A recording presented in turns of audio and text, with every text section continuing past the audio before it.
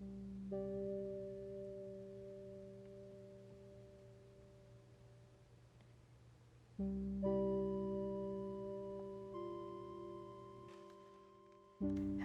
it's Rhea. Wherever you are and whatever time it is, I hope you're enjoying yourself. So today I come offering you a rather chill video once again. I'm going to be doodling with some POSCA pens, and I'll also be using some of my colored pencils, and for the most part this is just going to be like pretty fun and experimental.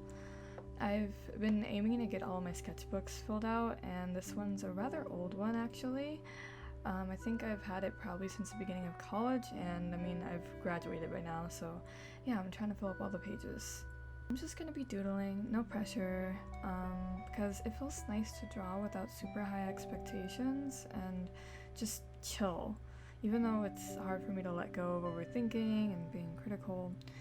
Despite some anxieties over the process of drawing this page, I feel like I slowly learned to like relax and I feel more comfortable with things.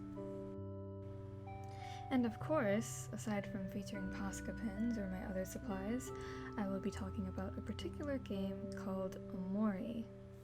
Actually, I'll get to the game in a second, but to clarify some things drawing-wise, right now I am sketching out all the characters with a purple colored pencil.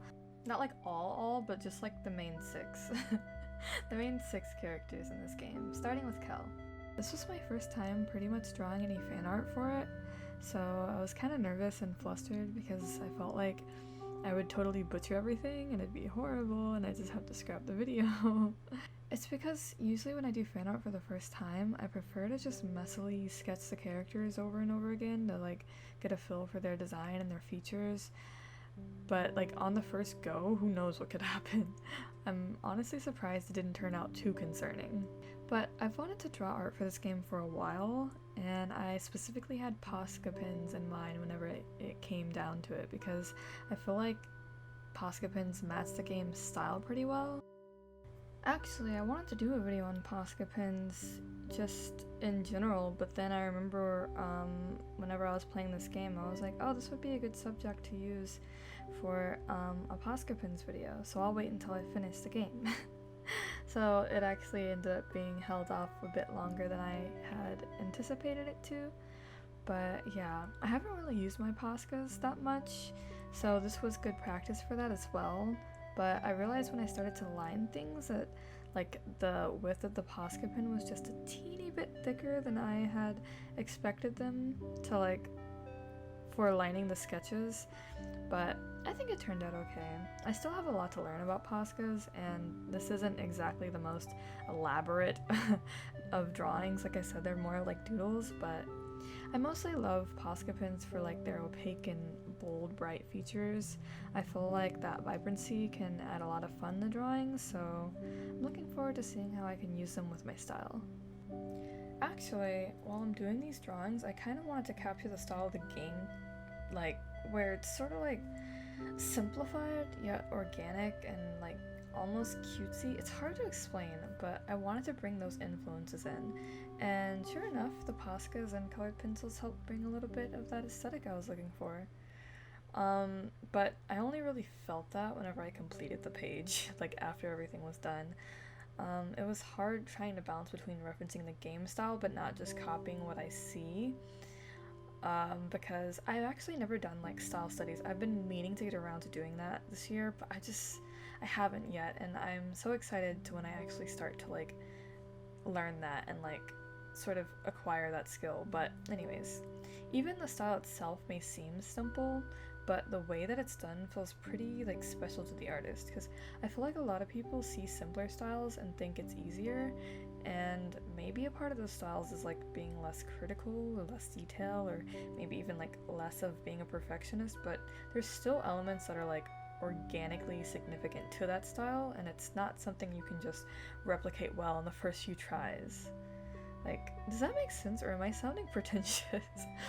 The point is, this style is unique and I like it a lot, and I wish to like explore its traits while mixing its influences with my own style. So yeah. But that's enough rambling about the art talking. Now it's time for me to talk about the game. So yes, Omori. If you don't care about the game, I guess you could mute me, but I'm gonna talk about it a lot because I really liked it, so I'll try my best to keep any major spoilers out, but if I do feel like I'm heading into that zone, I'll give a heads up so you can skip that part. So I started playing this game in January. I think it came out at the very end of 2020, and I only just finished playing it like maybe a month ago. And it was so hard because not the game, but it was hard to finish it because I had meant to finish it, but I would hardly have time to play. And plus it's a story game, like a really rich story game, so I wanted to be like in the right mood and like with enough time to make like far progress in one playing session, if that makes sense. But anyway, I was aware of the game ever since it was in the making, like not like from the very beginning, but like I just remember that I stumbled across like a YouTube video, and then like one led to another, and you know how it goes, you go down like a loophole, and next thing I knew, I was anticipating on this precious little game. And I was really interested in like the style and the concept. I don't know much about Omocat, which is the creator of Omori, but I do think that it's always cool for like anyone to basically manifest their ideas into an actual result, such as like a game or like a movie or short film. And I don't think the team for this was super huge, yet I mean the game that they produced was pretty phenomenal, so it's nice. Yes. If you haven't heard of Omori or you don't know much about it, it's basically like I don't know if there's a specific genre because it kind of overlaps with like several, so it's like a retro RPG 8-bit styled game. The closest example I could think of is like Pokemon and Undertale, in the sense that you're a character going on an adventure and following a story. There's occasional enemies that you fight in like a very Pokemon style manner of having attacks and items, but it's an indie game and it's very story driven. And it also classifies as a psychological horror game. Doki Doki Literature Club fans come through! I've never played that game, but Omori is a bit similar in how there's more to it than just like friendship and good times. So to put it vaguely, it's a story of this dude and he's chilling with his friends, and there's adventures to be had, and yeah, but then you slowly unravel a bigger story that touches on heavy themes like mental illness, the hardships of relationships and losses, as well as the importance of memories. While there's some eerie moments, it does also provide many heartfelt moments of like nostalgia and bittersweet emotions. It's great, I love it here. And to put it in a bit more depth, so you start out in this area called White Space, and there's hardly anything there except a laptop, a sketchbook, some tissues, and a black cat that's just hanging out. And there's also a black light bulb and a door. And when you go through the door, you enter this colorful and whimsical world of odd but pretty cool things, and meet people who seem like your typical close childhood friends. So you're hanging out together and everything's great and dandy and all, but then a thing happens, and that thing leads to other things, and next thing you know, you're waking up in what seems like real life and the real world around you. And you find out a bit more about your character, and then this big story begins, and sometimes you're in the bright, whimsical world, and other times you're in the real world trying to put the pieces of the past together until it all starts to merge, and you have to choose which path you feel is right for you, because this is a game with decisions that affect your destination. So the story and stuff, great. Now, I will warn you, as the trigger warning states at the beginning, it's a game that touches on mental illness, more specifically depression and anxiety, and it has elements of psychological horror. It's not so much an over-the-top shock factor thing, though, in my opinion. I think it's very necessary and, like, sprinkled throughout the story. Like, it's pretty well balanced. It almost serves as, like, a bridge or transition into, like, the deeper layers of the more important themes and, like, the deeper parts of the story. And plus, it's nothing, like, extremely gory or extremely unsightly. Like, a lot of it is, like, pretty accurate representation or like embodiment of anxiety, and so it plays on that kind of thing a lot. Personally, I'm a total weenie. Well, I'm kind of a weenie, but I can get through the things if like the elements are necessary and the execution is good. And I think it's pretty yeah, I think it's pretty good. Like, in a way, it's kind of cool. Like, it's very well thought out, and it's like I said, it's necessary. It's essential to the story. If you took it out, I feel like it wouldn't have that same effect. Just because of the way that it makes you feel, it's very spot on. So, and another thing is whenever you uncover this story, I feel like everything becomes less scary and more like just sad AF, to be honest. But nevertheless, if you feel like it's not your cup of tea, then feel free to just, leave it alone. But as I gave like a brief overview of the game on terms of like story and all of that, I guess I should talk about the characters now, because it looks like I'm, starting to like line art them, color them, and things like that. So yeah, I'm using the POSCA pen very lightly. I did some editing to like the drawings like a little bit off camera and stuff before I started lining them, but that bat is still lopsided. But you didn't hear that from me, we're gonna ignore it anyways. So yes, the characters, starting with Kel, since he's the first one that I started drawing, in the top left corner. Kel is great. I love him. I love that he kind of serves as like a comedic relief, because his character is like so silly, and like he says some really silly things, but like he's good. He's great. We love him. And then Aubrey is next. She's the one in the middle top row. I love how passionate and like fiery her personality is. I feel like I resonate with that in some ways, and I also like how she looks in like the real world, if that makes sense, like her hair. It's so cool. And next to her is Hero. Oh my gosh, I love Hero so much. He's such a good boy. Like, he's so wholesome, and I love that he's into like cooking and stuff like that. And he's just like, since him and Kel are like brothers, how he's sort of like the older responsible brother and stuff like that. But I also like that he's like afraid of spiders, like terribly. And then to the bottom left corner is Basil. And I like Basil. He's a very complex character, as you see in the story. I mean, not necessarily, but kind of. But I like that he's sort of like earthy, like his whole thing is like gardening, and he's really in touch with like flowers and things like that. And also his photo book, like taking pictures and things like that. It's really precious.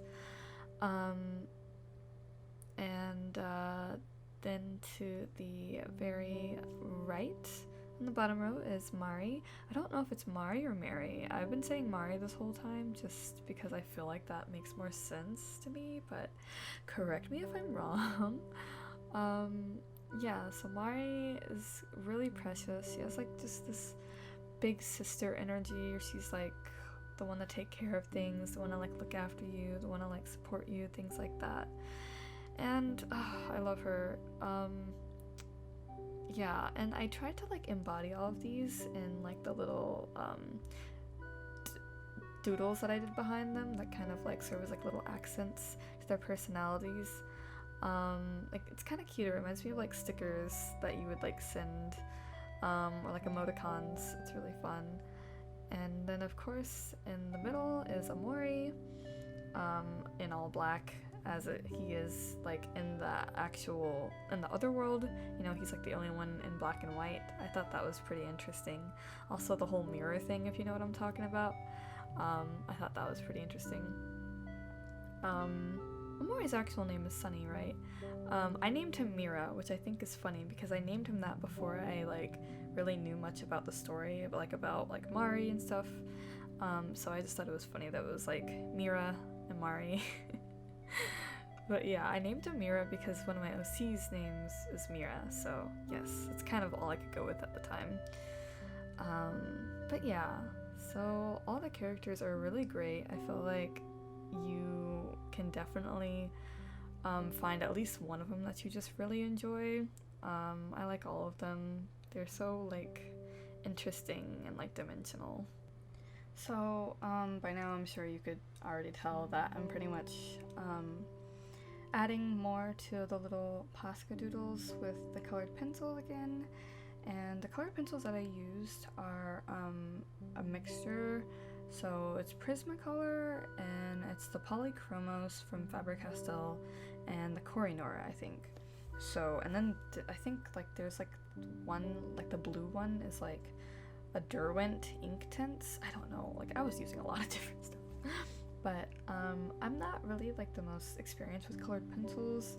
I never really felt like attached to them because I felt like I didn't really use them the way that I wanted, because I thought that they only had to be used in like that semi-realistic look with like the perfect blending and all of that. And so because I couldn't get that down ever, I was like, oh, I suck at this, I'm staying away from it. But in this case, I feel like it really adds like that aesthetic that I was going for, that reminds me of the game. Because in like the art, like the official art, it kind of has like this multicolored hair, and it's sort of like with it looks like it's with colored pencil or with colored like with a crayon or something. So yeah, I was just trying to capture that a little bit, and then I try to like decorate the page a little bit with some of the things, some of the objects in the game just like littered around here and there. So I have like the little sprout moles, watermelon, Mari's picnic basket, some flowers, some eggs. I think it's so funny because whenever I was tweeting on my personal account about playing this game, all you see is like the first tweet is like, I've only been playing this game for like a very short time, but the amount of eggs in this already pleases me. And then like immediately like under that tweet, I'm just like, yo, this shit got dark as hell, what the fuck? Because of like the turn it takes. I was like, I was not prepared. Oh my god, it was just really funny. But yeah, it's great. And for Omori, I tried to like add some eerie things in there. So like the little ghosty, which whenever I first sketched it out, it kind of reminds me of an ice cream cone. So if that lightens things a little bit, then do what you will with that. And the little things around him are supposed to be like knives, but they look kind of just like arrows. It's fine. That's the thing about POSCA pens, and like when I sketch on my sketchbooks, at least lately, and just out of habit, I use pencil. And I'm trying to get more into using more permanent type mediums. It's just that I'm so fearful of it, and like especially filming with it, because it's like, it's permanent. If I mess up, it's noticeable, and it's like, can't just casually cover it up, I guess. On the other hand though, that's kind of like the beauty of it. And then it also like, POSCA pens, Sharpies, anything that does have like those strong vibrancies that are like permanent, they add so much more life to your spreads. So that's kind of why I want to get better at them. And yeah, but since we're getting a little bit closer towards the end of the video, I'll just go ahead and wrap up all my thoughts. Like I said, this game is really great. I had a really great time playing it, and it's definitely one of my favorites now. Like, I really love the story. The gameplay is amazing. The soundtrack is bomb as hell, honestly. Like, it's so fun.